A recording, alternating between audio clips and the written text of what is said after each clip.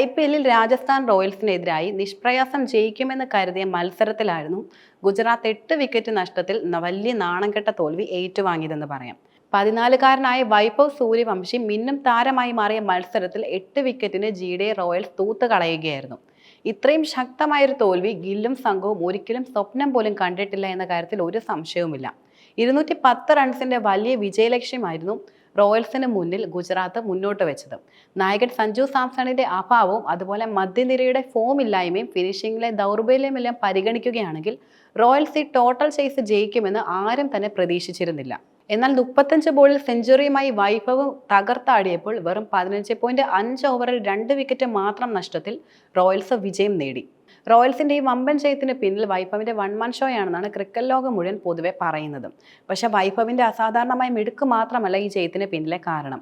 GD നയിച്ച റാഷിദ് ഖാന്റെ മണ്ടൻ തീരുമാനങ്ങളും കളിയിൽ റോയൽസിനെ വളരെയധികം സഹായിച്ചിട്ടുണ്ട്. സ്ഥിരം ക്യാപ്റ്റൻ ഗില്ലിനെ പിൻവലിച്ചുകൊണ്ട് പകരം ഇമ്പാക്ട് സബ്ബായി വെറ്ററൻ പേസർ ഇഷാന്ത് ശർമ്മയെ GD പരീക്ഷിച്ചത് വലിയ സർപ്രൈസ് തന്നെയാണെന്ന് പറയാം. ഇതിനെ തുടർന്ന് വൈസ് ക്യാപ്റ്റൻ കൂടിയായ റാഷിദ് നായക സ്ഥാനത്തേക്ക് വരികയും ചെയ്തു. ഈ IPL-ൽ ഏറ്റവും ശക്തമായ ബൗളിംഗ് ലൈനപ്പ് ഉള്ള ടീമുകളിൽ ഒന്നുകൂടിയാണ് ഗുജറാത്ത് ടൈറ്റൻസ് എന്നത്. മുൻ മത്സരങ്ങളിലെ മിന്നുന്ന പ്രകടനത്തിലൂടെ അവർ ഇത് തെളിയിക്കുകയും ചെയ്തിട്ടുള്ള കാര്യമാണ്. എന്നാൽ തനിക്ക് ലഭിച്ച ബൗളിംഗ് നിരയെ കളിയിൽ വേണ്ട രീതിയിൽ പ്രയോജനപ്പെടുത്താൻ GDയുടെ താൽക്കാലിക ക്യാപ്റ്റൻ റാഷിദ് ഖാന് കഴിഞ്ഞില്ല എന്ന് ഈ കളിയിൽ നിന്നും വ്യക്തമായി തന്നെ കാണാം.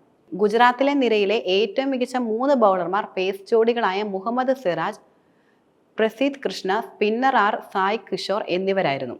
അതിനാൽ തന്നെ ഇവരെ റോയൽസിനെതിരെ ബൗളിങ്ങിന് നേരത്തെ കൊണ്ടുവന്ന് കളിയിൽ പിടിമുറുക്കേണ്ടത് വളരെയധികം പ്രധാനമാണ്. എന്നാൽ റാഷിദ് അക്കാര്യം ചെയ്തിരുന്നില്ല. സിറാജിനൊപ്പം വെറ്ററൻ പേസർ ഇഷാന്ത് ശർമ്മയായിരുന്നു അദ്ദേഹം ന്യൂ ബോൾ ഏൽപ്പിച്ചിരുന്നത്. ഇത് റോയൽസിന്റെ ഓപ്പണിംഗ് ജോഡികളായ യശസ്വി ജയ്സ്വാളിനെയും വൈഭവ് സൂര്യവംശിയെയും ഗ്രീസിൽ നിലയുറപ്പിക്കാൻ വളരെയധികം സഹായിച്ചു. ഇഷാന്ത് എറിഞ്ഞ 4-ാമത്തെ ഓവറാണ് വൈഭവിനെ ടോപ്പ് ഗിയറിലേക്ക് ഉയർത്തിയിരുന്നതെന്നും പറയാം. ഈ ഓവറിൽ 28 റൺസ് റോയൽസ് വാരിക്കൂട്ടുകയും ചെയ്തു. 3 സിക്സറുകളും 2 ഫോറുകളും വൈഭവ് നേടി. ഇവ കൂടാതെ എക്സ്ട്രാ ഇനത്തിൽ 2 വൈഡുകളും കൂടി ഇഷാന്ത് സംഭാവന ചെയ്യുകയും ചെയ്തു. തുടർന്ന് 3 ഓവറിൽ 32 റൺസ് എന്ന നിലയിലായിരുന്നു അവർ 4 ഓവർ ആയപ്പോഴേക്കും 60 റൺസിലേക്ക് കുതിച്ചിരുന്നത്.